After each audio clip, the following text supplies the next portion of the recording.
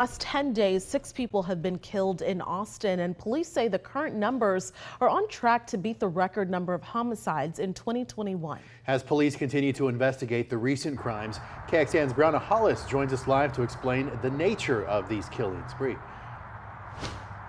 So first off, police say the cases aren't related and the homicides aren't indicative of any particular trend. Something to note, the city continues to grow rapidly. This evening's traffic, an example of that. Homicide numbers are rising, but we're still below murder per capita rates that we saw 20 to 25 years ago.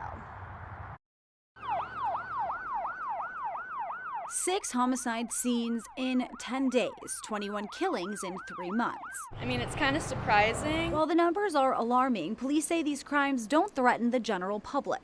None of the murders that we've investigated this year, in the recent past have involved any just random crime of people just walking down the street and being randomly attacked. You have to be cautious, but I haven't had any incidents. Here's where the most recent 6 homicides happened, all in different parts of town. Police say the suspects knew the victims in the cases. Some of the homicides started as domestic violence involving roommates or significant others. One escalated from a fight. Still, when it comes to the sheer numbers, this is an unusual amount of murders for the year that we're looking at. But it's not unheard of, 6 homicides in 10 days. According to police data, in 2022, it happened 3 times, and in one stretch, 8 homicides in 10 days. And we saw 2 similar stretches in 2021. But this didn't happen in 2018, 2019, or 2020. It is obviously a concern, for the city, and the police department is having to take into account. Police have arrested about 75% of homicide suspects this year, and in 2 cases, the suspects were dead when police arrived. It's still sad and messed up.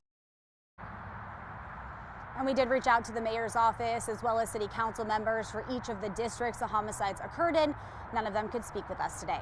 Jen, Daniel. All right, Bree, thank you very much. And for some added in-depth context, violent crime remained low downtown during South by Southwest. But earlier this week, we did report on a family in North Austin who had to wait more than 2 hours for police to respond to a crash. The Austin Police Association says with all hands on deck downtown, it was difficult to staff the rest of the city. Still, APD's dedicated downtown efforts resulted in 131 arrests, 61 seized firearms, and the confiscation of multiple types of drugs, including more than 40 grams of fentanyl and heroin. But as soon as there was any sort of disturbance or unsafe condition, there were dozens of cops on scene within seconds to disrupt it. There were fewer fights and fewer disturbances Friday and Saturday night during South by Southwest than a normal Friday and Saturday. APD had officers working overtime to staff downtown as well as undercover